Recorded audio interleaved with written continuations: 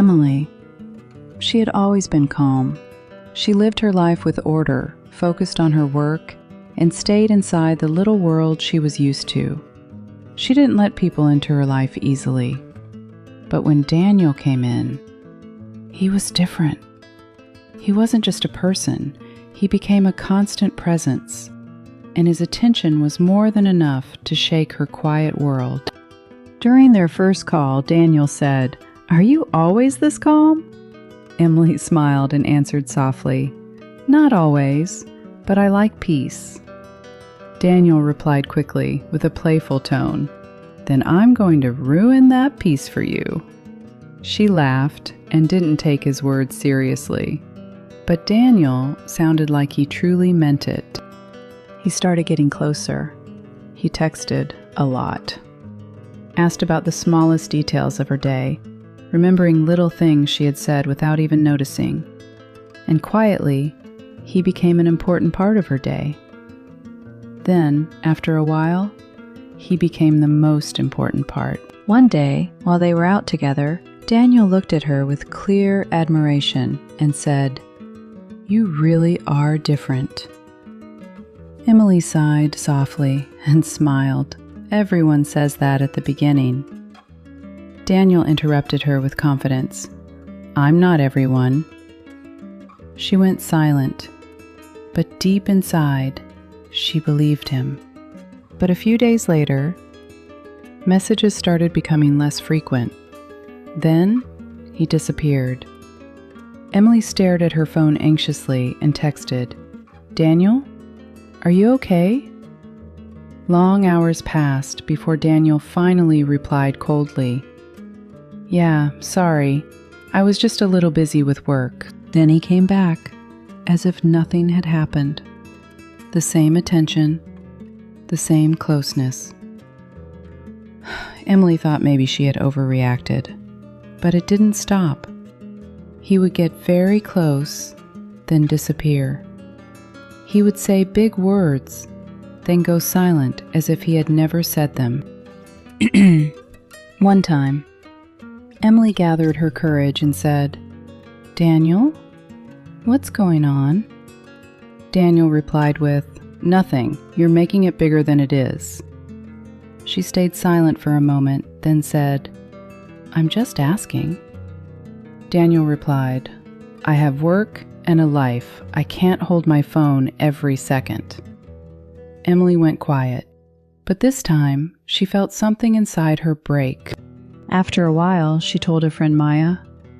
Maya looked at her seriously and asked calmly, "Are you comfortable in this relationship?" Emily hesitated, then said quietly, "I don't know, but he's good." Maya raised an eyebrow and replied firmly, "Good how? When he disappears like that?" Emily tried to defend him and said, "Maybe his work is hard." Maya shook her head and said clearly, "Someone who truly cares doesn't disappear like that. He shows up when he wants and disappears when he wants, and that's not okay." Emily said nothing because deep inside she knew Maya was right. One night, Emily was completely exhausted.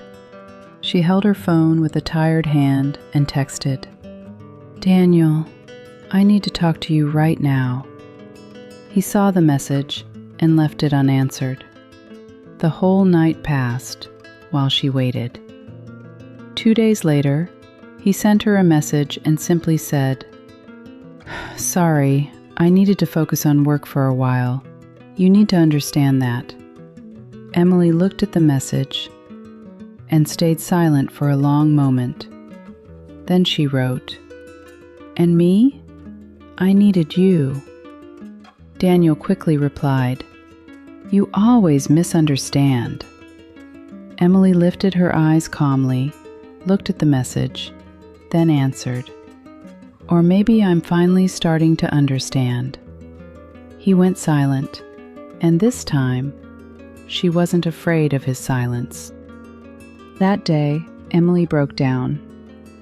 But she also realized she needed help. So she decided to visit Dr. Adam, a psychologist. Emily sat in front of Dr. Adam. He looked at her calmly and said, "Tell me."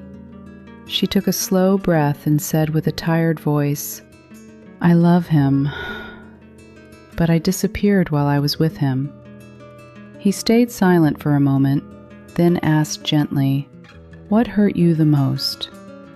She answered with a broken voice, "That I became someone waiting for a person who wasn't really there." Dr. Adam nodded calmly and said, "Someone who truly loves you is present.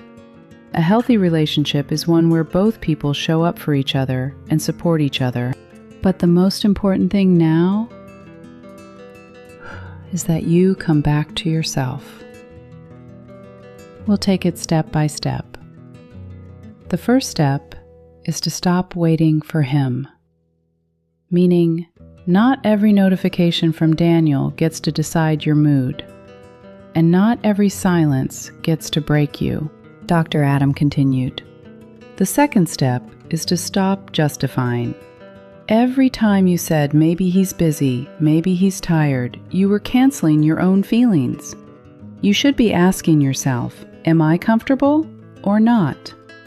Emily exhaled quietly and felt that his words were painfully true. He smiled softly and said, "The third step is to return to the life you had before him.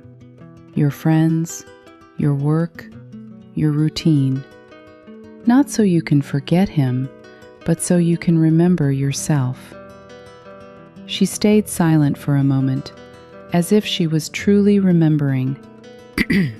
Then he said, a little more firmly, "And the most important step, when you feel like going back, remember what you looked like while you were waiting. Not to hurt yourself, but so you don't return to the same cycle." A tear fell from Emily's eye, but this time it wasn't weakness. It was understanding.